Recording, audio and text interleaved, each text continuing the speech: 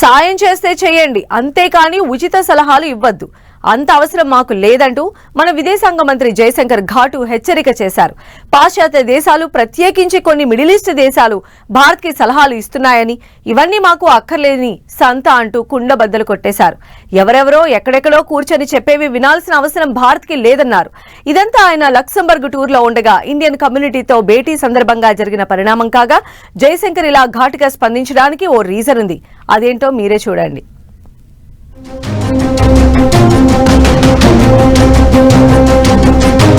మీ ప్రవచనాలు మాకు అక్కర్లేదు. మిడిల్ ఈస్ట్ దేశాల కామెంట్లపై మండిపడిన జయశంకర్ ఎక్కడో కూర్చుని ఏవో సందేశాలిస్తే కుదరదంటూ మండిపాటు. మాతో వ్యవహరించే తీరును బట్టే మా ప్రవర్తన అంటూ కుండబద్దలు. లగ్జంబర్గ్ టూర్లో ఉన్న మన విదేశాంగ మంత్రి జయశంకర్ మిడిల్ ఈస్ట్ సహా అనేక దేశాలకు స్ట్రాంగ్ డోస్ ఇచ్చి పడేశారు.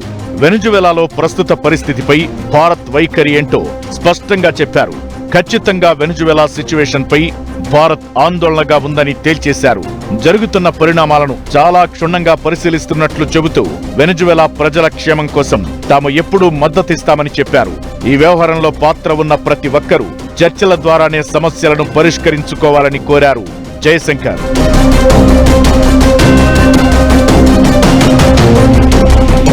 ఇదే క్రమంలో ఉగ్రవాదంపై భారత్కి మరొకరు ప్రవచనాలు చెప్పాల్సిన అవసరం లేదని, పొరుగు దేశాలతో ఎలా వ్యవహరించాలో తమకి తెలుసని ఘాటుగా స్పందించారు.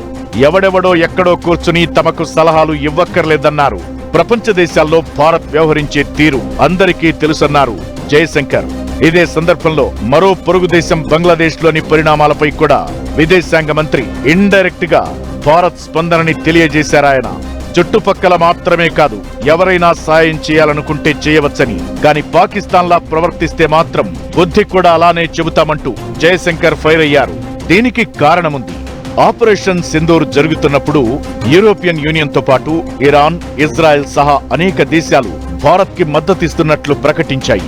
అయితే అదే సమయంలో శాంతియుతంగా ఉండాలని, యుద్ధం సమస్యలకి పరిష్కారం కాదంటూ రకరకాల ప్రకటనలు చేశాయి. అదే దృష్టిలో పెట్టుకుని జయశంకర్ ఇప్పుడిలా స్పందించారు. అంతేకాదు, రష్యా నుంచి క్రూడ్ ఆయిల్ కొనుగోళ్లు చేయడం పైన నాటో, యూరోప్ దేశాలు విమర్శలు చేశాయి. ఇప్పుడు వాటన్నింటికీ కలిపి జయశంకర్ జాయింట్ కౌంటర్ ఇచ్చారనుకోవాలి.